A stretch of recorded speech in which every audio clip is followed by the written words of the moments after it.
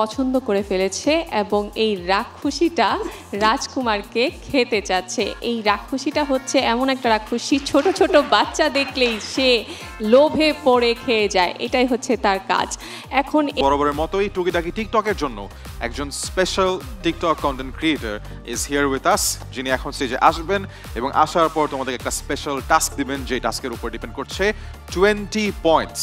So without any further I am going to call আপন this guest for tonight's Tukitaki TikTok round, and that is our very favorite Miss Rothi, looking absolutely gorgeous. Hello Apu, welcome to the show. Thank you. So Rothi Apu is here. Rothi Apu is a wonderful creator who works with fashion and lifestyle content, sometimes cooking as well. But Rothi Apu, আমি জানি যে আপনার হাতে 20 points একটা task আছে. You were supposed to give them a task. So can you please explain কি হতে যাচ্ছে ওদের সাথে?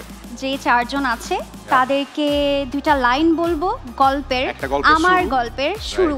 হ্যাঁ, তোমরা এটাকে আগে বাড়াবা, তোমাদের ইচ্ছা এটাকে কিভাবে তোমরা এন্ড করবা বা কিভাবে তোমাদের মনের ভাব প্রকাশ করতে পারো। So that is right. So রুলটা কিন্তু খুবই সিম্পল। রথি আপু একটা গল্পের শুরু বলবে এবং গল্পটা রথি আপুর পার্টটা শেষ হওয়ার সাথে সাথে আমি বলে দিব কাকে শুরু করতে হবে।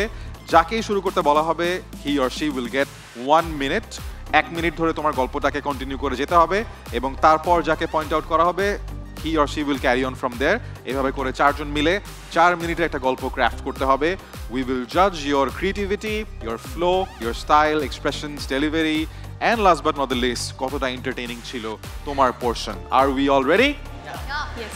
আমার গল্পটা হচ্ছে, এক দেশে এক রাজা ছিল এবং রানী ছিল, তাদের কোনো সন্তান ছিল না এবং অবশেষে তাদের একটা সন্তান হয়, ছেলে সন্তান। এখন তোমরা স্টার্ট করবে। ছেলে সন্তান হলো এবং তারপর থেকে স্টোরিটা কন্টিনিউ করবে নূপুর। ছেলে সন্তানটা আস্তে আস্তে বড় হলো, কিন্তু একটু দুষ্ট হলো, যেহেতু বাবা মার অনেক অপেক্ষার পরে ছেলে সন্তানটা এসেছে। সো সন্তানটা 12 বছর বয়সে আসলে প্রথম রাজকুমারীকে দেখে এবং প্রেমে পড়ে যায়। সেই রাজকুমারী ছিল হচ্ছে অন্য একটি রাজার মেয়ে অবশ্যই, কিন্তু সেখানে যে সে আসলে জানতে পারলো সেটা রাজকুমারী না, সেটা রানী ছিল। মানে সে বেসিকলি ওই রাজার বউয়ের প্রেমে পড়ে যায়। অ্যান্ড তারপরে যে যখন ওই রানী এবং ওই যে রাজকুমার 12 বছর বয়সে প্রেম হলো, এটা তো কোনোভাবেই রাজা মেনে নিবে না। সো সে যুদ্ধ করা শুরু করে। এখন 12 বছরের একজন ছেলে, সে যুদ্ধ করতে পারবে না। তার বাবা বি লাইক, আমার ছেলে মানে আমি পুরা সবাইকে নিয়ে পাঠাবো, আমার ছেলে পছন্দ করছে, সে 60 বছরের বুড়ি হলো, তাকেই বিয়ে করবে। সো পুরো সবাইকে নিয়ে সেখানে চলে যায়।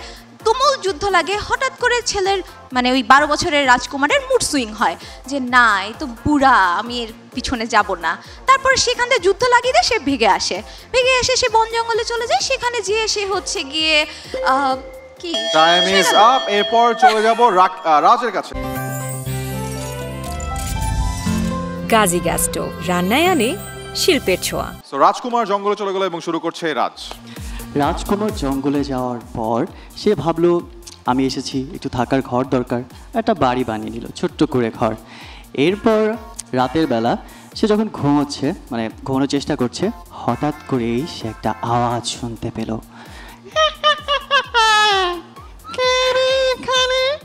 রাজকুমার তো ভয়ে ঠান্ডা হয়ে গেছে তার শরীর। এত রাতে কে নাকি শুনে কথা বলছে? আমি তোর জামাই। রাজকুমার, তুমি কে বলছো? আমি কিন্তু 12 বছরের একটা শিশু, আমাকে কিছু করো না। তুমি জানো আমি কিন্তু যুদ্ধ করে এসেছি। কিসের যুদ্ধ রে? আমি জানো একটা বুড়িকে ভালোবেসেছিলাম এবং তাকে জয় করার জন্য যুদ্ধ করেছি, কিন্তু পরে দেখি আর ভালো লাগে না, চলে এসেছি। কন্টিনিউ করবে মিষ্টি। স্টার্ট। তো যখন এই রাক্ষসীটা রাজকুমারকে পছন্দ করে ফেলেছে এবং এই রাক্ষসীটা রাজকুমারকে খেতে চাচ্ছে। এই রাক্ষসীটা হচ্ছে এমন একটা রাক্ষসী, ছোট ছোট বাচ্চা দেখলেই সে লোভে পড়ে খেয়ে যায়, এটাই হচ্ছে তার কাজ। এখন এই রাজকুমার কিভাবে বাঁচবে? রাজকুমার তো মাত্র ছোট্ট একটা বাচ্চা, 12 বছরের, কি করবে সে চিন্তা করলো, সে বুঝে ফেলেছে এটা কোনো রাক্ষসী, তাহলে কি করা যায়? সে দরজা দিয়ে বের হয়ে, রাক্ষসীটা হচ্ছে সব থেকে বেশি ভয় পায় হচ্ছে আগুন দেখে। তো এরকম একটা ছোট্টবেলায় গল্প রাজকুমার শুনেছিল রাজা এবং রানীর কাছে। তখন তার মনে হয়েছিল আচ্ছা এরকম কিছু তাহলে রিয়েল লাইফে হয়তো আছে, ঠিক আছে। তো রাজকুমারটা তার চুলা থেকে আগুন বের করে রাক্ষসীটাকে ভয় দেখাতে যায়। তখন রাক্ষসী ভয় পেয়ে দৌড়ে পালায়। তো পরদিন সকালবেলা রাজকুমার যখন শুরু করবে সাকিব।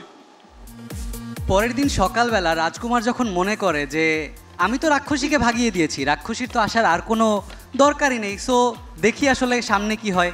সে তার ঘরের আসলে থাকলেই তো হবে না, তার খাবার জোগাড় করতে হবে, তার জীবনযাপন করতে হবে। সে একা যেহেতু জঙ্গলে আসার সিদ্ধান্ত নিয়েছে, সে যেটা করে সে হচ্ছে জঙ্গলে যায়, সে দেখে কোন গাছে কি ফল হয়েছে, সে ওখান থেকে ফল সংগ্রহ করার চেষ্টা করে, ফল সংগ্রহ করে আনে।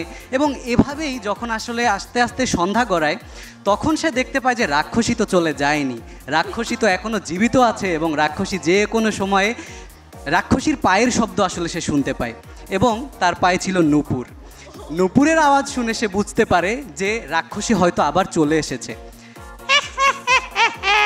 কি মনে করেছিলি আমি চলে যাব?